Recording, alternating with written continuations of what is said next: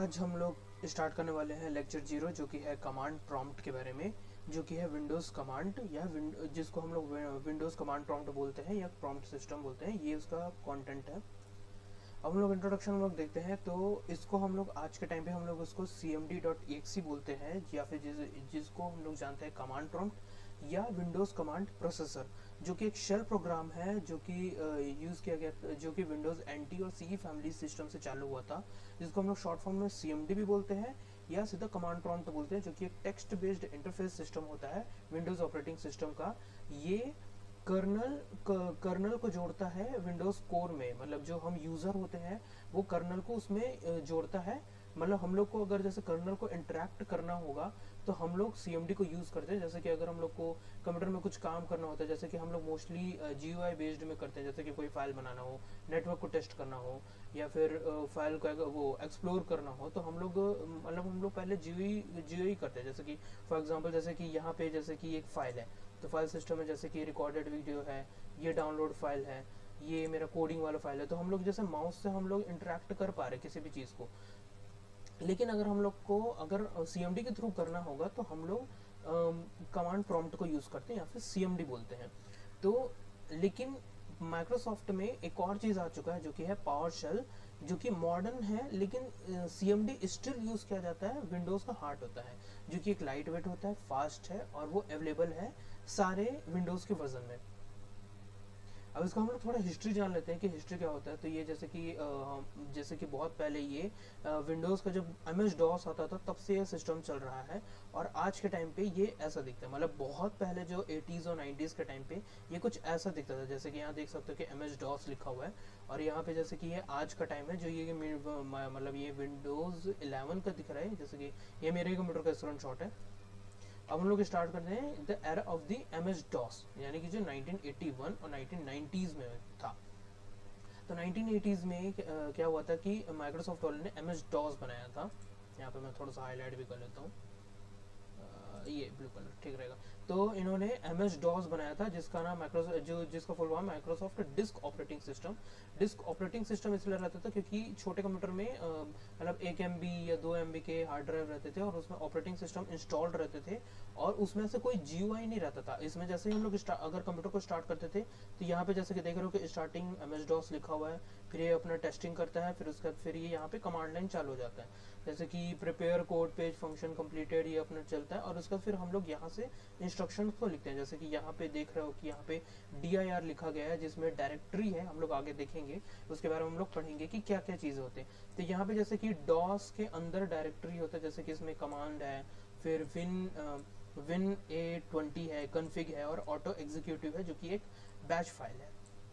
और मेन चीज़ हमारा होता है ये command.com, यानी कि जो हमारा विंडोज़ का मतलब जो उस टाइम पे जो कमांड यूज़ होता था वो command.com मतलब .com में रहता था, या .com, command.com। पहले इसको command.com बोलते थे, जो कि इसका अगर देखोगे साइज या उसका डेट लिखा है तो ये 1994 का है, 1994 31 का है ये। तो ये जो था ये इन्वायरमेंट रहता था, मतलब हम लोग कर्नल के साथ हम लोग काम करते थे, मतलब कर्नल पे हम लोग काम करते थे, जिसको कंप्यूटर टर्न मतलब when you turn on your computer you have greeted the blinking cursor. मतलब जब उस टाइम पे जब हम लोग कंप्यूटर स्टार्ट करते थे MS DOS को, तो सबसे पहले यही दिखता था, मतलब ये एक ऐसा C# ऐसा करके रहता था, और वहाँ पे ग्रेटेड करके लिखा रहता था, और उसमें हम लोग अपना इंस्ट्रक्शंस लिखते थे और वो फिर चलता था, जिसमें हम लोग कोई आइकन नहीं, कोई माउस नहीं, कोई विंडोज नहीं, कोई कुछ नहीं रहता था। ये मतलब एक इंस्ट्रक्शन बेस्ड रहता था, इंटरफेस रहता था, कमांड इंटरप्रेटर रहता था। अब उसके बाद फिर विंडोज़ बनना चालू हुआ MS DOS से। अब इन लोगों ने विंडोज़ बनाना चालू किया था 1990s में, जिसमें पहला जो उसका वर्जन था विंडोज़ 3.1 और विंडोज़ 95, जिसमें MS DOS तब भी यूज़ हो रहा था। उसमें हम लोग को GUI बनना चालू हो चुका था, लेकिन तब भी वो MS DOS के ऊपर चलता था। यानी कि जैसे कि मान लो कि अगर ये MS DOS है, अगर ये यहाँ पे MS DOS रहता था, सॉरी मेरा हैंड राइटिंग थोड़ा गड़बड़ है, तो MS DOS के ऊपर ऑपरेटिंग सिस्टम चलता था। मतलब ये एक ऑपरेटिंग सिस्टम कमांड प्रॉम्प्ट वाला ऑपरेटिंग सिस्टम रहता था, और फिर यहाँ पे विंडोज़ 95 में विंडोज़ 93 रहता था। अगर तुम लोग कभी मैं तुम्हें रिकमेंड करूँगा कि कभी विंडोज़ 95 या विंडोज़ 3.1 के इंस्टॉलेशन के तुम लोग वीडियोस देखना, उसमें तुम्हें पता चल जाएगा। और ये उस टाइम का उस समय भी command.com में यूज़ होता था। जैसे कि यहाँ पे देख रहे हो ये विंडोज़ 95 है। विंडोज़ 95 में हम लोग यहाँ पे देख रहे हैं कि अलग अलग कमांड है, जैसे कि कमांड ड्राइव पाथ ये लिखा हुआ है इसमें, जैसे .com मतलब command.com और /?, ये हम लोग आगे देखेंगे।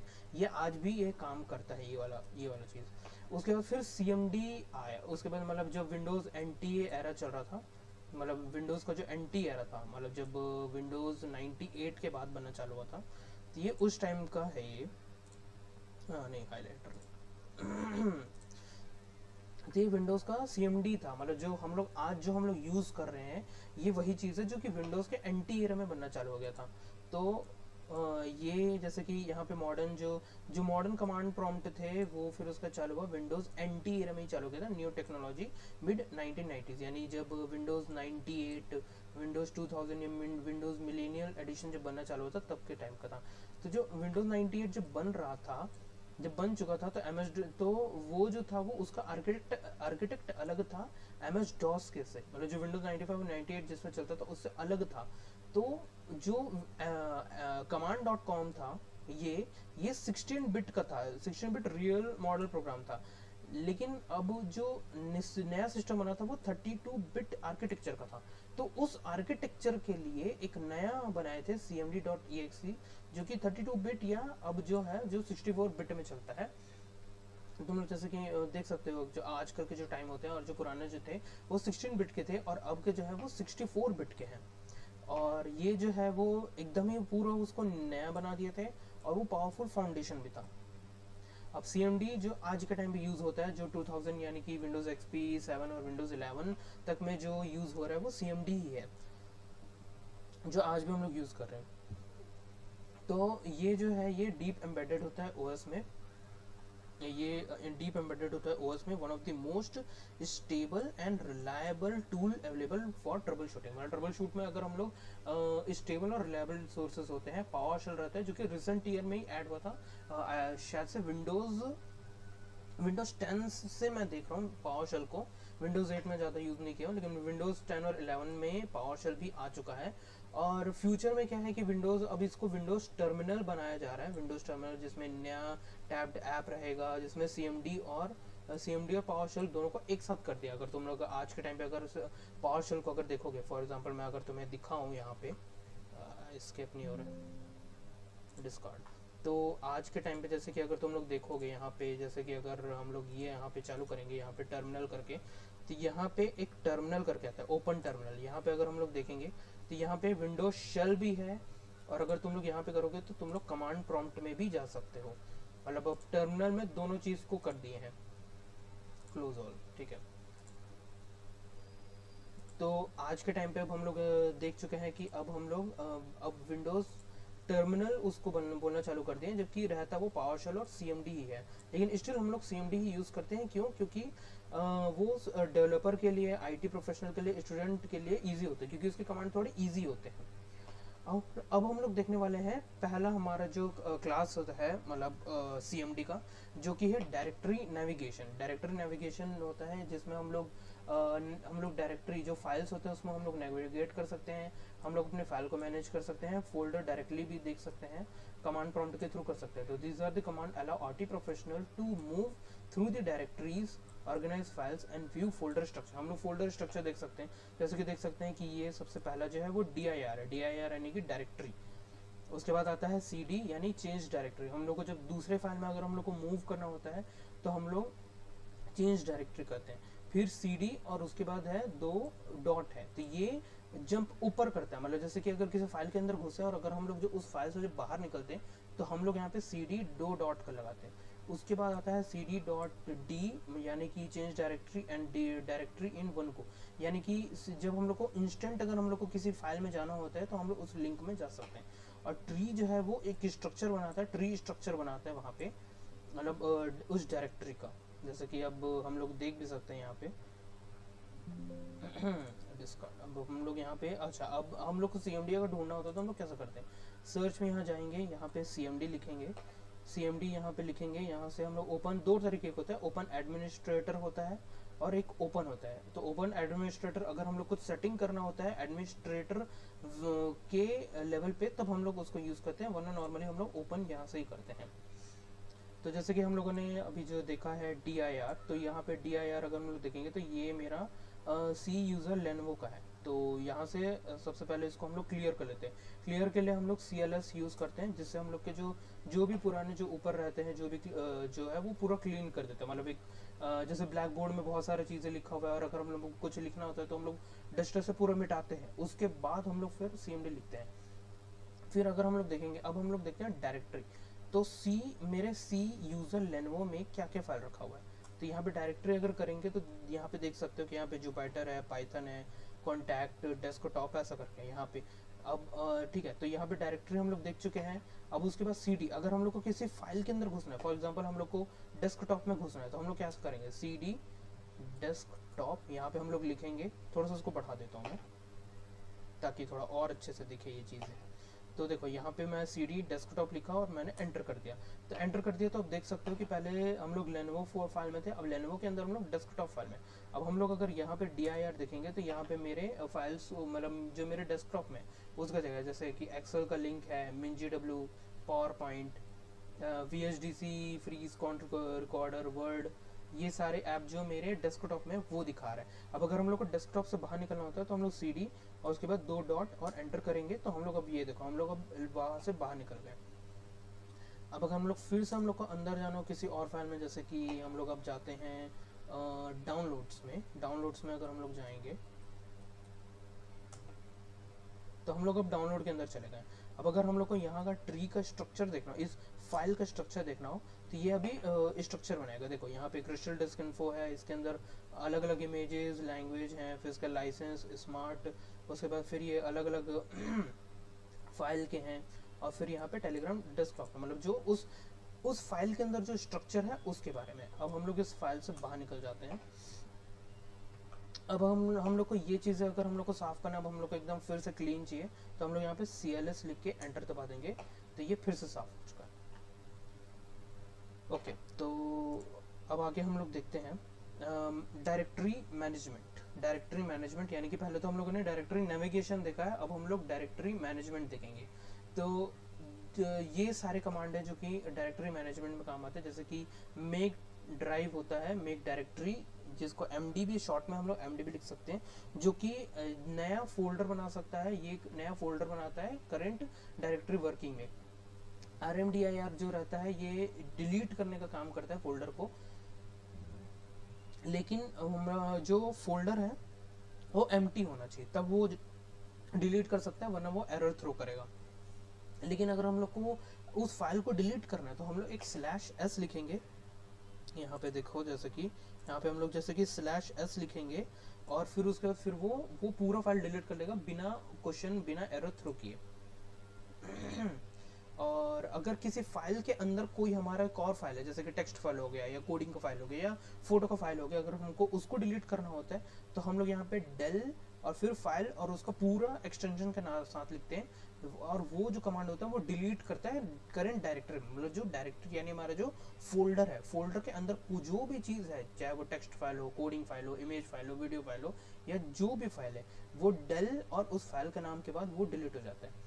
अब अगर हम लोग को रीनेम करना होता है तो यहाँ पे रीनेम करके, रीनेम फिर ओल्ड फाइल नेम, उसके बाद फिर नया फाइल नेम लिखना रहता है। तो ये जो होता है ये रीनेम करता है फाइल को, और ये शॉर्ट वर्जन में हम लोग REN भी लिखते हैं हम लोग। तो हम लोग अब इसको टेस्ट करके एक बार देख लेते हैं।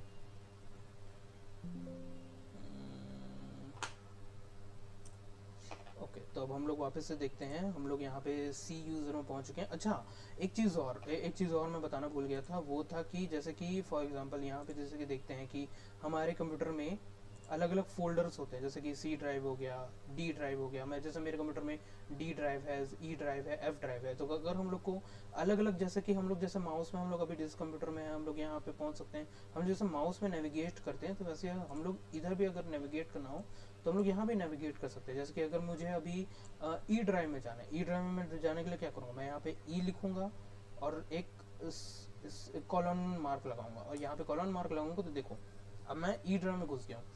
ई ड्राइव में अगर हम लोग डायरेक्टरी देखेंगे तो अभी ये डायरेक्टरी, ये देखो यहाँ पे मेरा पूरा फाइल को दिखा रहा है, जैसे कि यहाँ एग्ज़ाम फ्रॉम एंड पेपर है, फैमिली, आधार कार्ड वगैरह वगैरह है इसमें, जैसे कि मेरा फाइल्स है। अब तुम लोग अगर मैं दिखाऊं, यहाँ पे ये फाइल नेम को दिखा रहा है। अब मैं जैसे यहाँ पे अगर इसको ऑन करूँ तो यहाँ पे देख सकते हो तुम लोग कि यहाँ पे exam form and other paper है, फैमिली आधार कार्ड है, ये फिर 4A कोडिंग है, 5 ऑफिशियल डॉक्यूमेंट है। तो ये जो फाइल में हमारा जो कंटेंट होता है ये उसी को ही दिखाता है। अब जैसे मान लो कि हम लोग को यहाँ पे 4A कोडिंग में जाना है, तो हम लोग यहाँ से क्या करेंगे, हम लोग डायरेक्टरी करेंगे, हम लोग यहाँ पे cd लिखेंगे, चेंज डायरेक्टरी 4A। एग्जैक्ट हम लोग को एग्जैक्ट नाम लिखना होगा, जो हमारा फाइल का जो नाम है हम लोग को एग्जैक्ट लिखना है।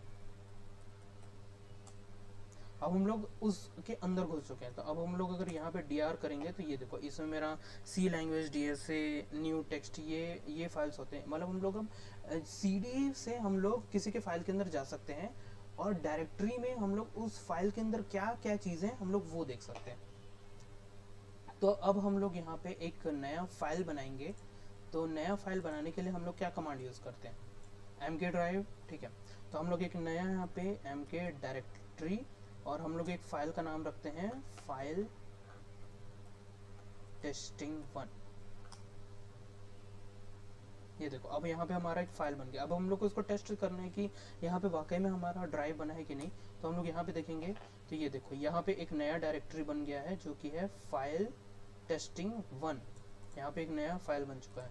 अब अगर हम लोग यहाँ पे भी देखेंगे, हम लोगों ने 4A के अंदर एक फाइल बनाया है जो कि है ये देखो फाइल टेस्टिंग1। तो फाइल टेस्टिंग1 बन चुका है। तो अब हम लोग इसमें आगे हम लोग टेस्ट करने वाले हैं कि RMDR तो अभी नहीं करेंगे, हम लोग इसमें कुछ फोल्डर बनाते हैं। हम लोग इसके अंदर क्या बना सकते हैं, तो अगर हम लोग इसके अंदर कुछ फाइल लिखते हैं, जैसे कि ओके हम लोग यहाँ पे एक फाइल बनाते हैं। ये हम लोग जो एडिट अभी लिख रहा हूँ, ये हम लोग अभी इसको पढ़ेंगे txt। तो यहाँ पे हम लोग कुछ भी लिख दिए हैं, जैसे कि यहाँ पे एक मैसेज लिख देते हैं हेलो वर्ल्ड करके, ठीक है। और उसके बाद हेलो वर्ल्ड, और ऑल्ट करके हम लोग F करके हम लोग यहाँ से इसको सेव कर देते हैं, और हम लोग यहाँ से बाहर निकलते हैं। अब हम लोग देखते हैं कि इसके अंदर क्या है। अब हम लोग फिर से अगर डायरेक्टरी करके, अगर नहीं सॉरी डायरेक्टरी नहीं, cd करके हम लोग अगर उस फाइल के अंदर घुसेंगे, फाइल टेस्टिंग1 के अंदर घुसेंगे, तो अब इसके अंदर डायरेक्टरी अगर हम लोग करेंगे तो देखो अभी डायरेक्टरी इस फाइल के अंदर अभी कुछ नहीं बना है। अभी इस फाइल के अंदर कुछ भी नहीं बना हुआ है, क्योंकि हम लोग जो फाइल टेस्टिंग जो था, हम लोग जो यहाँ पे एडिट किए हैं, कहाँ गया हमारे ये बाहर बन गया है अभी। जैसे कि यहाँ पे देख सकते हो कि फाइल .txt जो है हम लोगों ने यहाँ पे किया हुआ है। ये देखो हेलो वर्ल्ड जो हम लोगों ने मैसेज उसमें लिखा था, ये यहाँ पे है। अब इस फाइल को अगर मैं यहाँ पे डाल देता हूँ हमारे फाइल टेस्टिंग के अंदर में, तो अब देखते हैं हम लोग फिर से इसको एरो की के थ्रू हम लोग इसको ऊपर भी कर सकते हैं। एरो की में अगर तुम लोग ध्यान करोगे, जैसे कि मैंने अभी ऊपर क्लिक किया, तो ऊपर में हम लोग ऊपर जाते जा रहे हैं, एडिट में गए हैं, फिर इसके ऊपर DIR गए, फिर नीचे करेंगे तो हम लोग नीचे वाले में जा रहे हैं। तो अभी जैसे DIR में क्या है, DIR में हम लोग फिर से देखेंगे तो देखो अभी मैंने जो फाइल मूव किया था फाइल टेक्स्ट, वो यहाँ पे। अब हम लोगों ने यहाँ पे जो पढ़ा है कि RMDIR करते हैं, अगर हम लोग को फोल्डर के नाम से अगर हम लोग उसको डिलीट करना चाहेंगे और वो डिलीट नहीं होता, हम लोग को एरर थ्रो करते हैं। तो हम लोग एक बार फिर ट्राई करके देखते हैं IMDIR, और हमारा जो फाइल का नाम है फाइल टेस्टिंग1। ये देखो the system can not find the file specified, हम लोग क्योंकि उस फाइल के अंदर ही हम लोग डिलीट कर रहे हैं, तो हम लोग को पहले यहाँ से बाहर निकलना होगा। हम लोग फिर से लिखेंगे फाइल टेस्टिंग, तो the directory is not empty. देखो यहाँ पे एरर थ्रू कर रहा है वो, the directory is not empty. तो अब हम लोगों ने एक चीज़ अब हम लोग इसके अंदर हम लोग डिलीट करेंगे डेल को, मतलब हम लोग डेल को यूज़ करेंगे अभी। तो उसके लिए हम लोग cd और फिर फाइल टेस्टिंग1 यहाँ पे जाएंगे, और हम लोग फिर यहाँ पे डेल, और यहाँ पे हम लोग का फाइल का नाम क्या था, फाइल .txt। तो अब यहाँ से हम लोग का डिलीट हो गया। अब हम लोग DIR करके देखेंगे तो यहाँ पे अभी कोई फाइल नहीं है। हम लोग cd करेंगे, और उसके बाद हम लोग अब यहाँ पे हम लोग अब डिलीट करेंगे इसको RMDIR, तो यहाँ पे अब डिलीट हो गया। अब हम लोग अगर dir करके देखेंगे तब देखो यहाँ पे तुम्हें कोई वो फोल्डर नहीं मिलेगा। अब यहाँ पे अगर मैं यहाँ पे जाऊँ तो देखो यहाँ पे भी वो फोल्डर अब गायब हो गया जो मैंने बनाया था, वो गायब हो गया क्योंकि मैंने उसको यहाँ से डिलीट कर दिया। तो इस तरीके से हम लोग फाइल को मैनेज कर सकते हैं, फाइल को क्रिएट कर सकते हैं, फोल्डर क्रिएट कर सकते हैं, उसके अंदर कोई भी चीज़ हम लोग स्टोर कर सकते हैं। हम लोग उसमें टेक्स्ट फाइल या कोडिंग फाइल उसको हम लोग कर सकते हैं, या फिर हम लोग रीनेम भी कर सकते हैं। फॉर एग्जांपल अब हम लोग रीनेम करेंगे तो हम लोग एक यहाँ से नया फाइल बनाते हैं। तो यहाँ पे हम लोग नया फाइल बनाने के लिए हम लोग यूज़ करेंगे mk डायरेक्टरी फाइल टेस्टिंग 2। हम लोग फाइल टेस्टिंग 2 का हम लोग बना दिए, dir करेंगे। dir में देखो यहाँ पे फाइल टेस्टिंग 2 आ गया है। अब वो फाइल टेस्टिंग 2 में हम लोग को रीनेम करना है, तो रीनेम करने के लिए रीनेम किए। अब हम लोग यहाँ पे फाइल टेस्टिंग 2 हम लोग यहाँ पे ओल्ड नाम लिखेंगे और उसके बाद हम लोग लिखेंगे फाइल 2, एंटर। अब हम लोग फिर से देखेंगे तो देखो अब हमारा जो फाइल का नाम है वो चेंज हो गया। पहले उसका नाम था फाइल टेस्टिंग 2, अब उसका नाम चेंज हो गया फाइल 2। तो हम लोग ये काम भी कर सकते हैं। अब हम लोग देखते हैं अगला। अब उसका कंटिन्यू है कि कॉपी, हम लोग कोई भी फाइल को कॉपी कर सकते हैं। This help to you to copy the file from one location to another, यानी कि एक डायरेक्टरी से हम लोग दूसरे डायरेक्टरी में हम लोग अपने कॉपी को फाइल कर कॉपी कर सकते हैं, मूव कर सकते हैं। या ट्री जो हम लोग ने ऑलरेडी ऊपर देख चुके हैं कि जो ट्री रहता है कि हम लोग उसके स्ट्रक्चर देख सकते हैं। या फिर जैसे कि FC है, FC जो है वो दो फाइल को कंपेयर करता है। ओके तो अब यहाँ से हम लोग नेटवर्क कॉन्फ़िगरेशन देखेंगे। ये हमारा जो था ये हमारा डायरेक्टरी का था, डायरेक्टरी नेविगेशन, डायरेक्टरी मैनेजमेंट।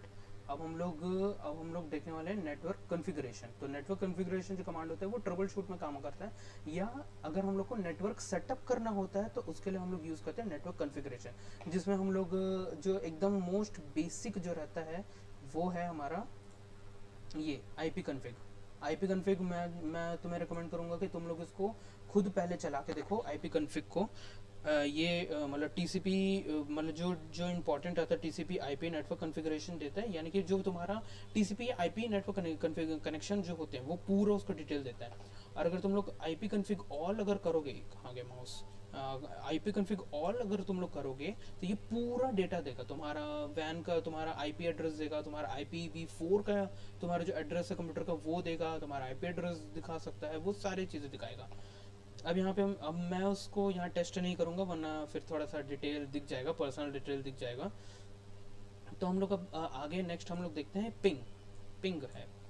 तो ये जो है this command is tend to be the signal to the website, यानी कि पहले हम लोग वेबसाइट में एक मतलब सिग्नल सेंड करते हैं जो कि रीच होता है उनके मतलब उनके सर्वर में। अगर हम लोग किसी सर्वर को, जैसे कि फॉर एग्जांपल जैसे हम लोग गूगल में जाते हैं तो जब हम गूगल में जाते हैं तो हमारा जो पैकेट होता है हम लोग पहले उसको सेंड करते हैं, यानी कि हम लोग जब गूगल में जाते हैं तो हम लोग को कनेक्शन भेजते हैं गूगल के पास, गूगल के सर्वर को भेजते हैं, और फिर वो कनेक्शन जब बनता है तो हम लोग कुछ सर्च कर पाते हैं। तो ये वही चीज़ है जो कमांड रहता है जो सिग्नल सेंड करता है वेबसाइट को या सर्वर को, कि हम लोग ये चेक करते हैं कि हमारा जो नेटवर्क है वो रीचेबल है कि नहीं है, हमारा जो पैकेट है वो उस सर्वर तक जा रहा है कि नहीं जा रहा है, और वो कितना फास्ट सिग्नल ट्रैवल कर रहा है वो हम लोग चेक करते हैं। तो ये दो चीज़ में काम आता है। हम लोग ये चेक करते हैं कि हमारा कनेक्शन इंटरनेट चल रहा है कि नहीं, और दूसरा कि हमारा जो कनेक्शन है वो इस्टेब्लिश्ड है, कितना धीरे चल रहा है, कितना अच्छे तरीके से चल रहा है, कितना वो लेटेंसी मेंटेन करके चल रहा है, तब उसमें काम आता है। तो ये कुछ एग्जांपल हैं जैसे कि पिंग 8.8.8.8 या पिंग www.google.com। तो हम लोग इसको टेस्ट करके भी देख सकते हैं हम लोग यहाँ पे।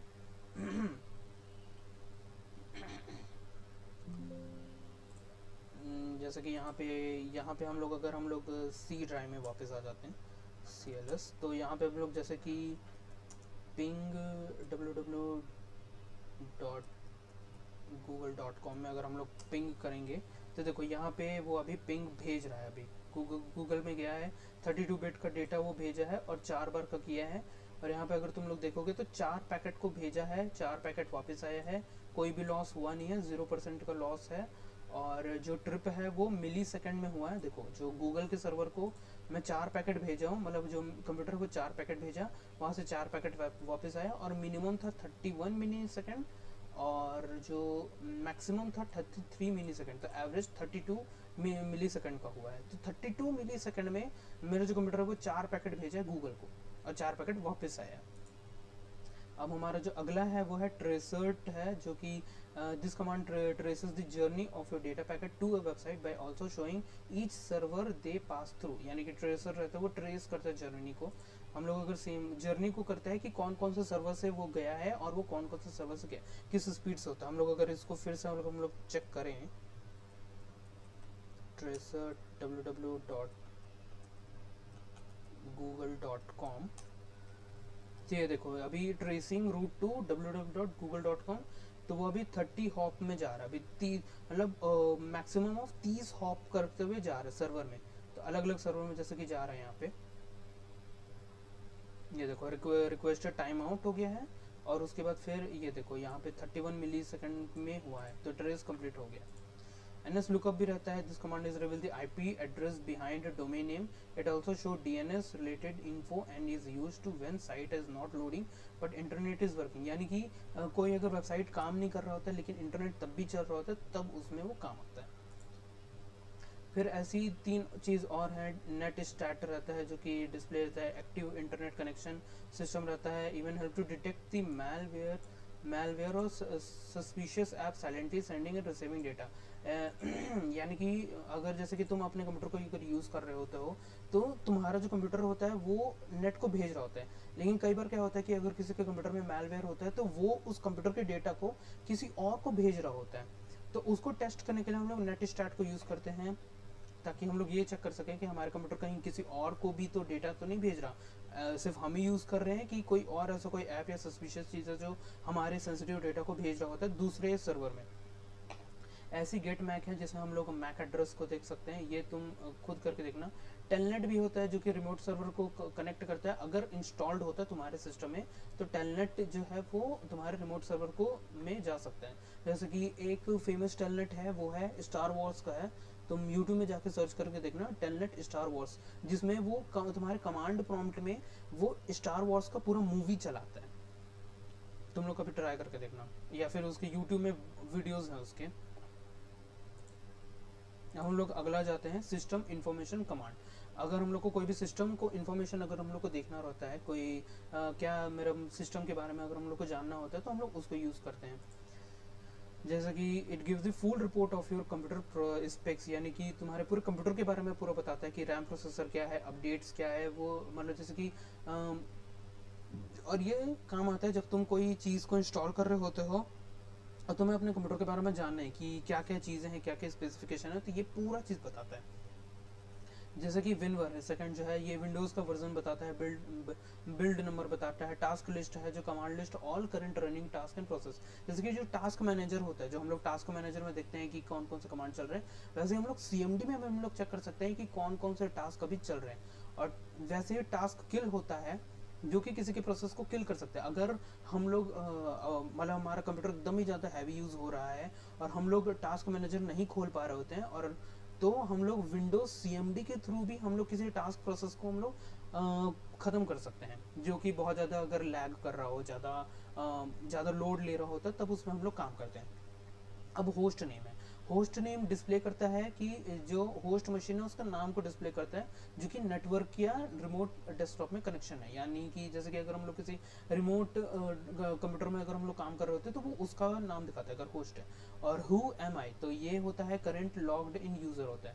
और CLS मैंने तुम लोग को पहले भी बताया था कि जो क्लियर प्रॉम्प्ट का इसका होता है। तो अगर हम लोग इसको अगर यूज़ करना देखना चाहें तो जैसे कि सिस्टम इन्फो तो मैं अभी यूज़ नहीं करूँगा क्योंकि वो कंप्यूटर की कई सारी चीज़ों बता देगा, मेरा मतलब पर्सनल इन्फॉर्मेशन भी बता सकता है, इसलिए मैं सेकंड वाले से मैं कर रहा हूँ। जैसे कि विंडोज़ वर्जन है, तो विंडोज़ वर्जन अगर हम लोग देखेंगे तो ये देखो यहाँ पे एक पॉपअप आ गया। मेरा जो सिस्टम है विंडोज़ 11 है, 25H2 का है, मतलब होम सिंगल लैंग्वेज का है। अब हम लोग अगर टास्क लिस्ट देखेंगे तो कई सारे जो टास्क मेरे कंप्यूटर में जो चल रहा है वो दिखाएगा। जैसे कि टास्क लिस्ट अगर मैं करूँ यहाँ पे, तो ये देखो यहाँ पे इतना सारे जो हैं वो अभी चल रहे हैं मेरे कंप्यूटर में। अब जैसे इसमें मैं जो अभी मेरा जो चल रहा है वो है जैसे विंडोज़ टर्मिनल, जो अभी जो टर्मिनल चल रहा है वो ये खुद, उसके बाद ये टास्क लिस्ट जो ये खुद ही चल रहा है, और उसके बाद यहाँ पे एक पावर पॉइंट भी है, देखो powerpoint.exe, ये कंसोल में चल रहा है और ये अभी इतना केबी का डेटा भी ले रहा है, और ai.exe भी है, अलग अलग जो कमांड चल रहे होते हैं वो है। अब यहाँ पे अगर हम लोग होस्ट नेम को अगर देखें, होस्ट नेम मेरा जो कंप्यूटर का जो नाम है वो देखो यहाँ पे डेस्कटॉप TLE6B50 है। और अगर हु एम आई अगर हम लोग करें हु एम आई, तो हु एम आई में भी ये है जो यूज़र है, जो करंट यूज़र है, जो ये यूज़र है ये उसका नाम दिखाएगा। और CLS यानी कि तो पहले भी देख चुके हो CLS क्या काम करता है। अब अगर हम लोग अदर हेल्पफुल कमांड देखते हैं कि जैसे कि फाइंड, हम लोग फाइंड को यूज़ कर सकते हैं, फाइंड टेक्स्ट फाइल नेम। जैसे कि कोई फाइल है, मतलब हम लोग किसी फाइल में अगर हम लोग लिखे हुए हैं और हम लोग को उस फाइल में ढूंढना होता है, जैसे कि नोटपैड में हम लोग कोई किसी चीज़ को ढूंढते हैं तो ये फाइंड ऐप को यूज़ कर सकते हैं। टाइप जो है वो डिस्प्ले करता है content of a text file को डिस्प्ले कर सकता है। एडिट जो हम लोगों ने अभी देखा है, एडिट में जो एक नोटपैड जैसे सिस्टम को खोल देता है, एक नोटपैड को खोलता है जिसमें हम लोग टेक्स्ट एडिट कर सकते हैं। एको में हम लोग कोई भी मैसेज लिख सकते हैं। और शटडाउन में, शटडाउन दो टाइप का होता है, एक रीस्टार्ट होता है और एक एस होता है। तो shutdown/s/t अगर हम लोग करेंगे तो ये शटडाउन कर देगा, ये शटडाउन करेगा, और t=0 यानी कि एग्जैक्टली होगा, ये टाइम का होता है जहाँ तक मेरे को याद आ रहा है। और यहाँ पे रीस्टार्ट का भी होता है, तो अगर हम लोग एस की जगह अगर हम लोग आर लिखेंगे तो ये रीस्टार्ट होता है। और ये है पावर CFG बैटरी रिपोर्ट, यानी कि ये एक HTML फाइल क्रिएट करता है। ये लैपटॉप के लिए काम होता है, जब हम लोग को बैटरी के बारे में अगर हम लोग को जानना होता है तो उसके लिए काम आता है। चलो तो हम लोग इसको थोड़ा टेस्ट करके देख लेते हैं। जैसे कि हम लोग ई ड्राइव में चले जाएंगे, ई ड्राइव में हम लोग DIR में हम लोग यहाँ पे फाइल 2 में चले जाते हैं। तो हम लोग CD यहाँ पे फाइल 2 में जाते हैं। फाइल 2 में हम लोग एडिट करके हम लोग एक कोई एक स्क्रिप्ट लिखते हैं हम लोग, ठीक है, एक स्क्रिप्ट लिख देते हैं, स्क्रिप्ट TXT। तो यहाँ पे हम लोग लिखते हैं Mary had a little lamb,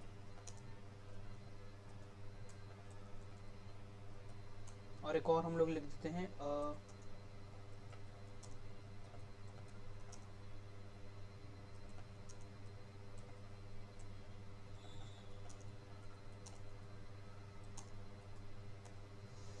ठीक है। तो यहाँ हम लोगों ने लिख दिया है। फिर उसके बाद हम लोग Alt F करके हम लोग यहाँ पे पहले इसको सेव करेंगे, और Alt फिर F करके हम लोग यहाँ से एग्जिट हो जाएंगे। अब हम लोग यहाँ पे पहुँच चुके हैं, तो अब हम लोग देखेंगे टाइप।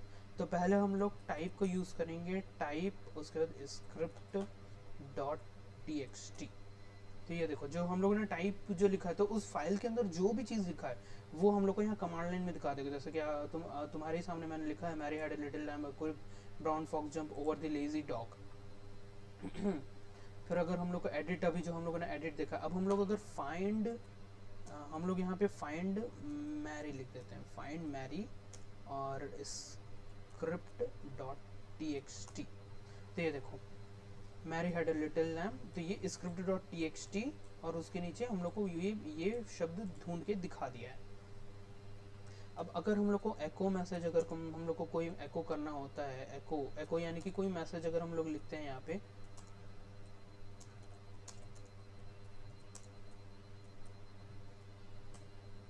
तो यहाँ पे कोई भी अगर हम लोग मैसेज लिखेंगे तो यहाँ पे वो मैसेज दिखाने लग जाता है। फिर शटडाउन, और उसको तो अभी यूज़ नहीं कर सकते क्योंकि शटडाउन करूँगा तो कंप्यूटर बंद हो जाएगा।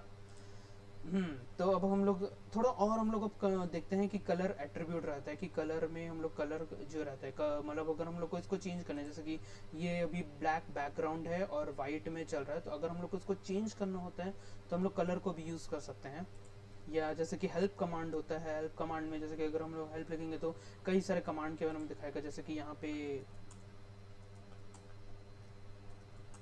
जैसे अगर यहाँ पे हेल्प हम लोग लिखेंगे तो ये देखो हमारे को हमें अलग अलग वो बता रहा है, जैसे कि एट्रीब्यूट हो गया, ब्रेक हो गया, कैल्स कॉल हो गया, CD हो गया, जो अभी हम लोग देख रहे थे, display the name of the change of the current directory, CLS हो गया, क्लियर द स्क्रीन, कलर हो गया, set of A default console foreground and background colours. तो ऐसे हम लोग देख सकते हैं, यहाँ पे डेट को देख सकते हैं। तो हम लोग इसके थ्रू अलग अलग कमांड के बारे में हम लोग देख सकते हैं।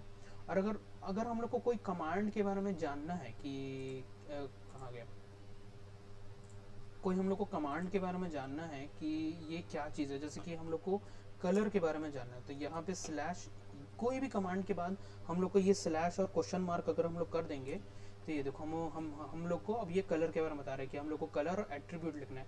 एट्रीब्यूट यानी कि specific colour attribute for of console output. तो यहाँ पे हम लोग को कलर का कोड भी दिया है, 0 यानी ब्लैक, 1 यानी ब्लू, 2 यानी ग्रीन। तो अगर हम लोग टेस्ट करना चाहेंगे तो यहाँ पे अगर हम लोग कलर में हम लोग बैकग्राउंड को ब्लू रखते हैं और जो टेक्स्ट है वो येलो रहेगा। तो ये देखो ये अभी इसका कलर चेंज हो गया। अगर हम लोग को वापस इसको पुराने में लाना होता है तो हम लोग सिंपल सा कलर लिख देंगे और ये वापस पुराने में हो जाएगा। और अगर हम लोग टेस्ट करना होगा कि बैकग्राउंड कलर हम लोग वाइट कर देते हैं और जो टेक्स्ट रहेगा वो ब्लैक रहेगा, तो जैसे कि हम लोग यहाँ पे लिखेंगे कलर लिखेंगे यहाँ पे 70। तो ये देखो अब ये एकदम उल्टा हो गया। अब इसका जो बैकग्राउंड कलर है वो वाइट हो गया है और जो टेक्स्ट है वो टेक्स्ट ब्लैक हो गया। अगर हम लोग वापस इसको पुराने में लाना है तो हम लोग वापस इसको कलर लिख देंगे। उसके बाद एक चीज़ और आता है SFC स्कैन नाउ, जिसमें हम लोग system file check scan all the protected Windows system. ये हम लोग को जो जब हम लोग कोई पेन ड्राइव अगर लगाते हैं या कोई एक्सटर्नल डिस्क लगाते हैं या फिर पेन ड्राइव लगाते हैं या SD कार्ड लगाते हैं और अगर हम लोग को उसको चेक करना होता है कि वो फाइल ठीक है कि नहीं है, उसमें कोई करप्ट फाइल है कि नहीं है, तो हम लोग इसको यूज़ करते हैं स्कैन नाउ में, SFC स्कैन नाउ या CHK डेस्क, जो कि ये भी कमांड चेक करता है, फाइल सिस्टम को चेक करता है, एरर रहता है या कोई बैड सेक्टर होता है उसको वो चेक करता है।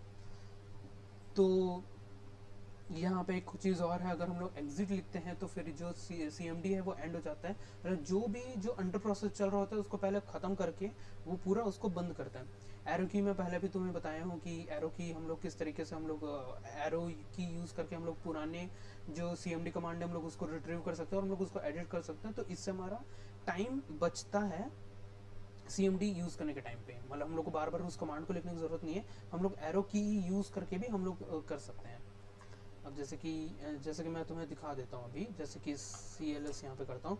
अभी जैसे कि मैं ऊपर वाला एरो यूज़ कर रहा हूँ, तो ऊपर वाला जो अभी जो भी मैं लिखा हूँ वो सारे इसमें पूरे दिख रहे हैं इसमें, जैसे कि CD फाइल टू dir जैसे करूँगा तो यहाँ पे दिख रहा है। अगर मैं नीचे करूँगा तो वो उस कमांड से नीचे भी आता जाएगा, नीचे भी यूज़ कर सकते हैं।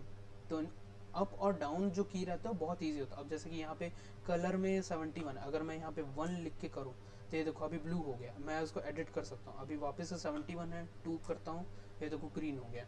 अब अगर वापस इसको हम लोग ठीक कर देते हैं COLOR, ठीक है। तो हम लोग जो कमांड हम लोगों ने लिखा अगर वो गलत हो गया है, तो अगर हम लोग उसमें कुछ ठीक करना चाहते हैं उस कमांड में, तो हम लोग एरो की, तो हम लोग को वापस से लिखने की जरूरत नहीं है, हम लोग बस एरो की करेंगे, एडिट करेंगे और वापस से एंटर करके उसको फिर इम्प्लीमेंट करेंगे। अब अगर हम लोग यहाँ से एग्जिट लिखेंगे तो यहाँ पे एग्जिट करके वो जितने भी प्रोसेस जो चल रहे हैं ऑन गोइंग प्रोसेस को बंद करेगा जो CMD में चल रहे होते हैं, और उसके जिसको बंद कर देगा। ये देखो बंद हो गया, एग्जिट लिखा हूँ बंद हो गया। अब अगर किसी फाइल में हम लोग को खोलना, मतलब हम लोग को D ड्राइव है उसमें हम लोग को जाना नहीं है और CMD उस फाइल में जाना है, तो हम लोग पहले नॉर्मली फाइल को नेविगेट करेंगे। जैसे कि ये देखो यहाँ से फाइल में नेविगेट किया, यहाँ कोडिंग में गया, CLang में गया, और यहाँ पे मुझे जैसे कि CMD करना है, तो यहाँ पे मैं क्या करूँगा, यहाँ पे माउस क्लिक करूँगा, यहाँ पे मैं CMD लिखूँगा और मैं इसको लॉन्च कर दूँगा। तो यहाँ पे अब वो E ड्राइव से खुल रहा है यहाँ मेरा, यहाँ से CLS करूँगा तो यहाँ पे अब E ड्राइव से चालू हो चुका है अब ये। और अगर हम लोग को एग्जिट करना है तो यहाँ से हम लोग एग्जिट भी कर सकते हैं, सिर्फ हमको सिंपली एग्जिट यहाँ से लिखना और यहाँ पे सिर्फ एग्जिट हो जाएगा। तो ये हमारा नॉर्मल जो जितने CMD के जितने बेसिक्स जो कमांड हैं वो यहाँ पे मैं उसको ख़त्म करता हूँ। ये हमारा बेसिक कमांड थे जो कि यूज़फुल कमांड है, जो कि तुम्हें आना चाहिए एज एन कोडर और as an computer science student, या फिर अगर तुम एक नॉर्मल सा भी कंप्यूटर होकर तुम्हें यूज़ करो तो तुम्हें CMD चलाने आना चाहिए, क्योंकि ये इंपॉर्टेंट चीज़ होता है और ईजी भी होता है यूज़ करने का। हालांकि तुम GUI होता है तो GUI के थ्रू भी तुम काम कर सकते हो, लेकिन ये भी एक अल्टरनेट चीज़ है जो तुम्हें आना चाहिए। ये एक बेसिक स्किल मान लो कि एक बेसिक स्किल है। तो तब तक के लिए थैंक यू।